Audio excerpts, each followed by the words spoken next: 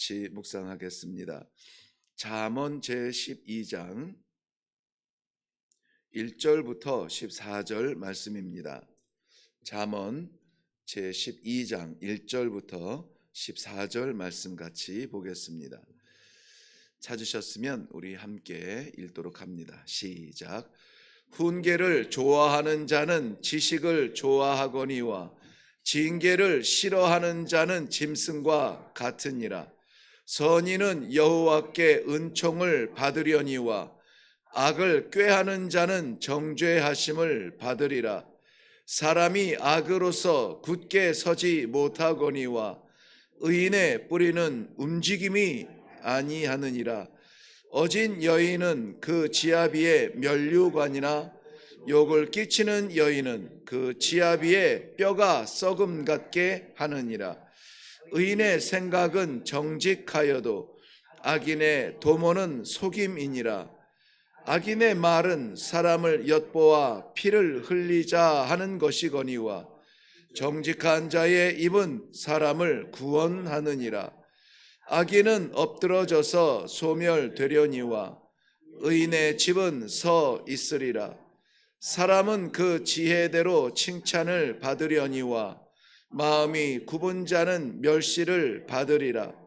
비천히 여김을 받을지라도 종을 부리는 자는 스스로 높은 채 하고도 음식이 핍절한 자보다 나으니라.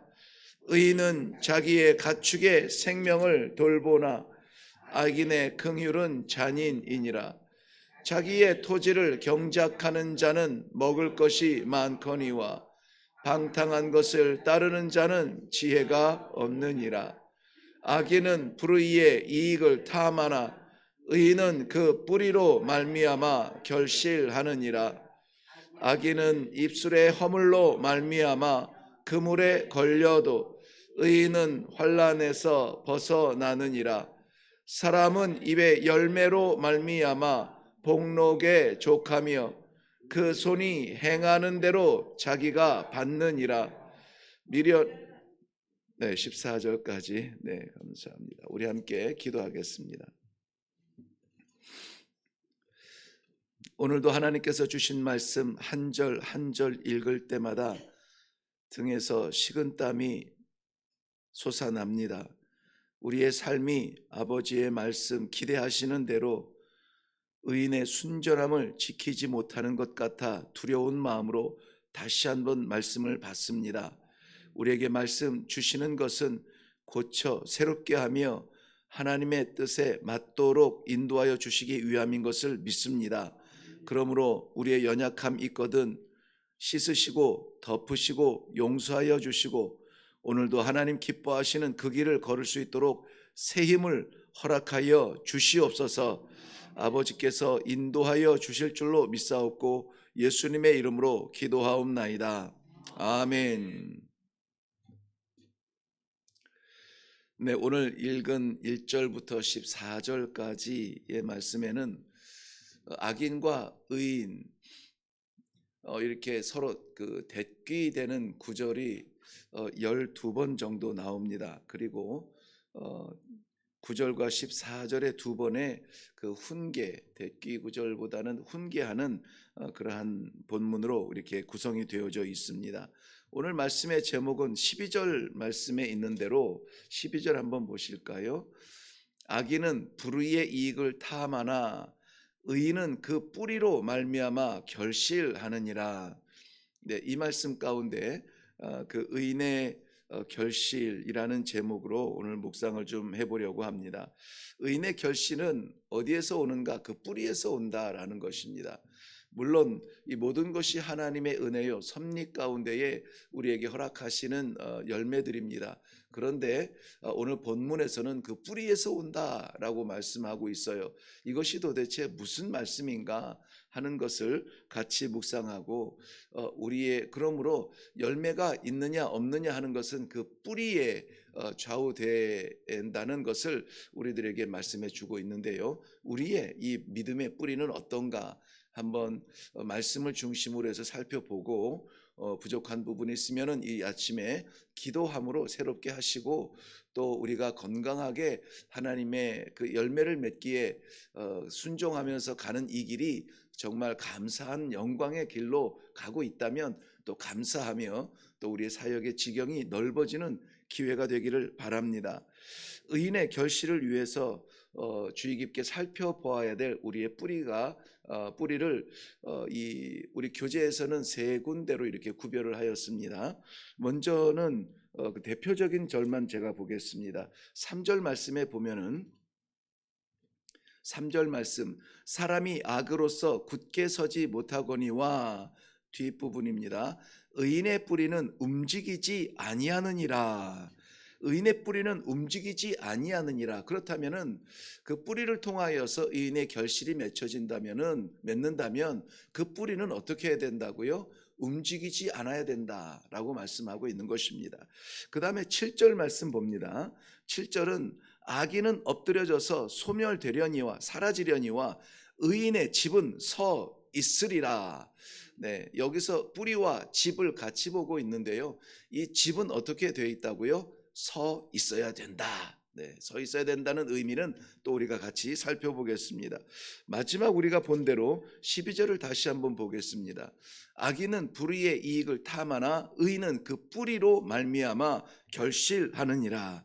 자, 우리의 뿌리가 결실할 만큼 튼튼한가? 이 아침에 하나님께서 우리의 뿌리를 기뻐하실 것인가 아니면 염려하실 것인가를 살펴보려고 합니다. 결국은 결실하는 의인의 뿌리는 움직이지 않는다. 이것을 먼저 우리는 생각해야 되고요. 그렇게 움직이지 않게 굳건하게 서서 자기의 자리를 지키는 나무가 그 뿌리로 말미암아 결실을 맺게 되는 것이라는 것입니다. 먼저 움직이지 않는 뿌리라고 했습니다. 쉽게 요동하지 않는다는 것입니다. 시편 1편 4절, 시편 1편은 복 있는 사람은 이렇게 시작하는 시편 너무 잘 알죠. 그 시편에서는 오늘 이 움직이지 않는 이 뿌리, 의인의 뿌리와 정반대의 사람을 이야기하는데요. 이렇게 표현합니다. 악인은 그렇지 않음이요 오직 바람에 나는 겨와 같도다, 이렇게 말했습니다. 바람에 나는 겨는 어떻게 나릅니까? 의지 없는 것처럼 동풍이 불면 동쪽으로 날아가, 서풍이 불면 서쪽으로 날아가, 회오리 치면 정신없이 올라가. 이것이 바람에 나는 겨와 같다는 건데요. 이 바람에 나는 겨와 같은 삶은 자유로운 삶이 결코 아닙니다.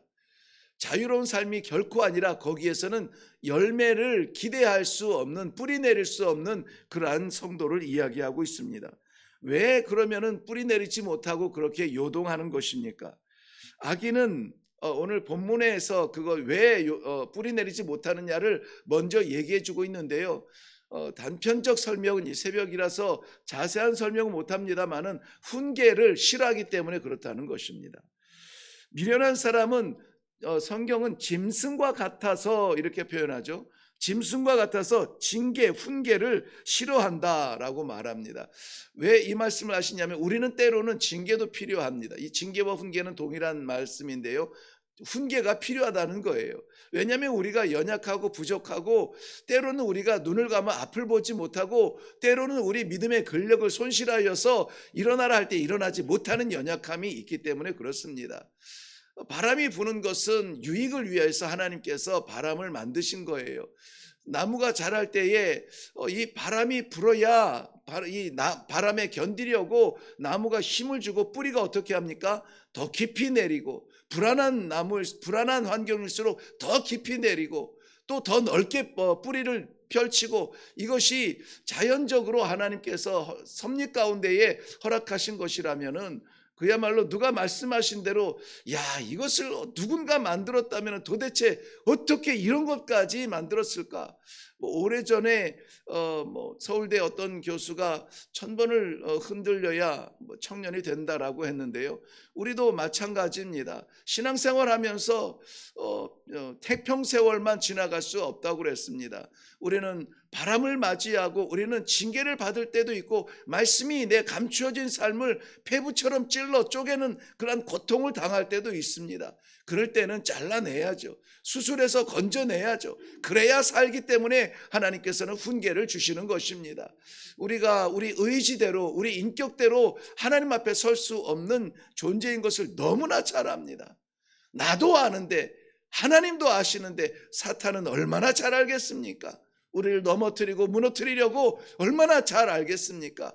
그래서 사탄이 우리를 넘어뜨리고 무너뜨리기 전에 하나님께서 날마다의 이 말씀으로 우리를 흔들어 주시는 것입니다. 왜요? 뿌리를 내려서 움직이지 아니하는, 요동하지 아니하는 그러한 진실한 뿌리를 원하기 때문에 그렇습니다.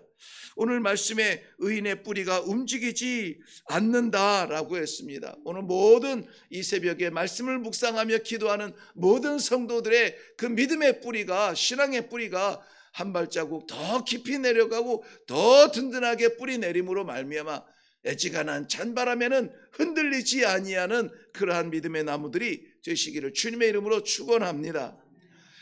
두 번째 7절 말씀에 보면은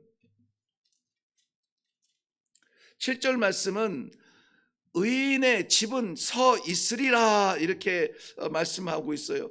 서 있는 것과 그 앞에 악인은 소멸되느니라. 소멸된다는 것은 태워져서 바람에 날려 흔적조차 없어지는 것을 소멸한다 이렇게 이야기했는데요. 하나님 앞에 설 수 없는 악인의 마지막 심판의 모습을 소멸한다. 계시록의 묵상에서는 우리가 살펴볼 수가 있습니다. 그런데 의인은 하나님 앞에 굳건하게 서 있는 집이 될 것이다 라는 것이죠. 집이라고 하는 것은 우리 이 베드라고 하는데요. 우리 베델 하면은 하나님의 집 이런 이야기를 하잖아요. 거기서 말하는 것도 마찬가지잖아요. 베드라고 하는 이 성경에서 말하는 집은 건축물, 우리가 살고 있는 생활 양식의 건축물만 말하는 것이 아닙니다.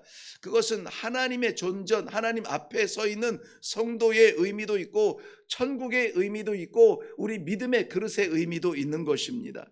나라를 이야기도 합니다. 우리 예배 드리는 이러한 성전을 성전을 표현하기도 합니다. 그래서 사무엘하 7장 16절 말씀에는 내 집과 내 나라가 내 앞에서 영원히 보존될 것이라 우리 하나님께서 약속해 주셨어요. 내 집과 내 나라가 내 앞에서 영원히 보존될 것이라. 이걸 문자적으로 이해를 하면은 지금 저 예루살렘에 있는 이스라엘 땅을 말하지만은 이것을 문자적으로 이해할 것은 아닙니다. 왜냐하면은 이 언약은 하나님께서 다윗 왕에게 하신 언약이에요. 다윗 언약이라 이렇게 이야기하죠.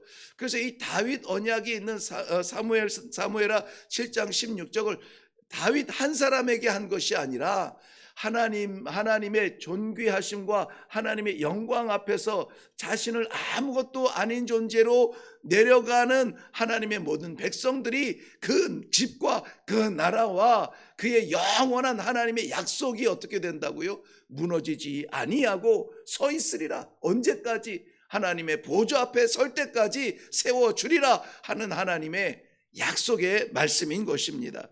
그런 면에서 의인의 집이 서 있다는 것, 이거 엎드려지지 않았다는 것은 여호와 하나님께서 붙들어 주신다는 거예요. 서 있다고 하는 것은 자존적으로 서 있다는 말씀이 아니라 내가 세워줄게 라고 하는 하나님의 뭐라고요? 약속이라고요. 약속. 그러므로 이 아침에 우리가 하나님 앞에 서기까지 흔들리지 아니하고 열매를 맺을 수 있는 것은 우리 신앙의 경력이나 직분이나 내가 지금 뛰고 있는 신앙의 모습이 아니라는 거예요. 그 모습조차도 우리 하나님께서 세우신 자리요, 하나님께서 붙들어 주시는 자리요, 우리 하나님께서 움직이지 아니하고 서 있을 수 있도록 나를 잡아주시는 그 귀한 은혜인 줄로 믿고 하나님 앞에 더 감사하기를 바랍니다. 우리는 늘 찬양합니다. 나는 비록 약하나 우리 주는 강하다. 내가 강해서 서는 것이 아니라 나의 약함을 덮으시고 오늘도 나를 강하도록 그의 의로우신 오른손으로 붙드시는 하나님의 은혜입니다. 이 감사와 찬송이 이 아침에 회복되어지기를 주님의 이름으로 축원합니다.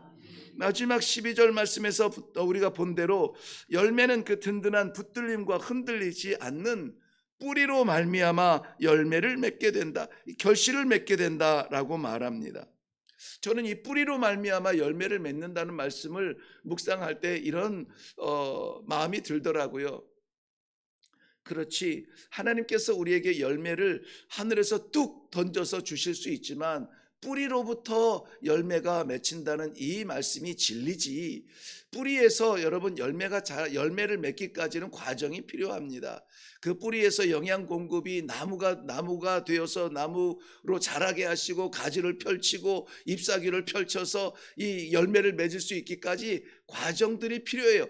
우리는 너무나 그 단답식으로 필요한 것만 얻으려고 하는 열매만 달라고 하지만 하나님께서는 우리 신앙 가운데에 그 오랜 과정, 인내의 과정, 내가 겸손하여 낮아지는 과정, 이 모든 과정, 그래서 결국은 나무가 열매를 맺는 것이 아니라 나무를 심으시고 태양을 주시고 바람을 흔드시는 아버지의 은혜로 말미암아 열매를 맺는 사실을 우리가 깨닫게 된다는 사실입니다. 오늘 성경에서 빗대어 이렇게 말씀하실 때는 악인은 불의의 이익을 탐한다 그랬습니다. 그러므로 이 불의의 이익은 무엇이냐? 아무것도 수고하지 아니하고 얻는 이익을 불의의 이익이다, 이렇게 불의한 것이다라고 말합니다. 성경의 질서는 그렇습니다. 수고하고 눈물을 흘리며 땀을 흘리며 나아가는 자가 열매를 가지고 돌아오는 것이 성경의 질서예요. 하나님 잘 믿는다고 성령의 충만 받아서 불 받았다고 해가지고 하지도 않았는데 막 뚝뚝 떨어지는 것, 이거 바라보는 것이 오늘 본문에서 말하는 악인의 불이익을 사모하는, 불의한 이익을 사모하는 악인의 심정이라는 것입니다. 우리는 그러므로 허락하여 주신 이 하루만큼만 우리가 최선과 충성을 다하여서 하나님 주신 이 말씀의 태양을 받고 하나님 주신 말씀의 채찍을 받고 하나님의 말씀이 나를 때리면은 맞으시고 하나님의 말씀이 나를 위로하시면은 감사하시고 말씀 안에 한 자리 한 자리 자라 올라갈 때에 결국은 우리가 두터운 튼튼한 나무가 되고 가지가 되고 태양을 받아 열매를 맺을 수 있는 자리까지 나아가게 될 것입니다. 비록 우리가 연약하여서 날마다 하나님 앞에 회개할 것밖에, 부끄러운 것밖에 없지만 괜찮아요. 좋습니다. 그것 때문에 하나님 앞에 서는 겁니다. 그것 때문에 말씀을 받는 것입니다. 약해서 받는 거예요. 부족해서 받는 거예요. 미련해서 받는 겁니다. 왜요? 우리를 놓지 아니하시는 하나님의 은혜가 오늘도 우리를 고치시고 다시 한번 든든하게 세우시고 그 열매를 맺게 하기 위한 하나님의 은혜의 시간인 줄로 믿으시고 오늘도 우리의 뿌리가 더 내려가 든든하게 내려가 이 잔바람에, 질병의 잔바람, 경제의 잔바람, 사람의 관계의 잔바람에 이리저리 휘둘리지 아니하고 깊은 뿌리의 영성으로 하나님께서 기뻐하시는 색깔 좋은, 당도 좋은 그런 열매를 맺게 하여 주시옵소서. 우리의 소원 거기에다가 두시고 오늘도 기도하며 나아갈 때에 우리 하나님께서 이루어 주실 줄로 믿습니다. 우리의 열매를 우리 사모하며 나아가도록 그렇게 하도록 하겠습니다. 갑자기 제가 뛰어넘은 부분이 있어서 조금 어이가 없네요. 열심히 이렇게 암기를 하느라고 하는데 그래도 뛰어넘네요. 기도하겠습니다. 하나님 말씀만으로도 족합니다. 세상이 채울 영성이 아닙니다. 하늘을 바라보며 우리 하나님의 따사로운 은혜의 햇볕을 바라며 우리 하나님의 정확하고도 틀림이 없는 말씀의 양날선 그 검을 받으며 저희들의 부족함을 잘라내고 우리 하나님께서 오늘도 사랑하는 성도들 성장하고 그 깊은 뿌리 내릴 수 있도록 말씀 앞에 불러주시니 감사합니다.